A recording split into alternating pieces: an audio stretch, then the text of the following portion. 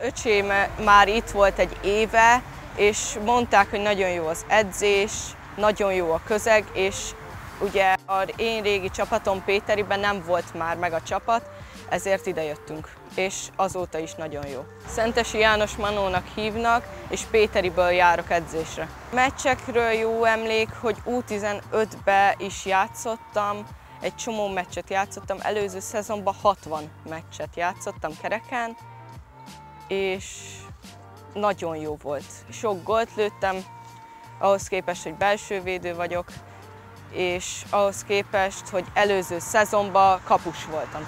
U15-be 2 évvel nagyobbak ellen gólt lőttem.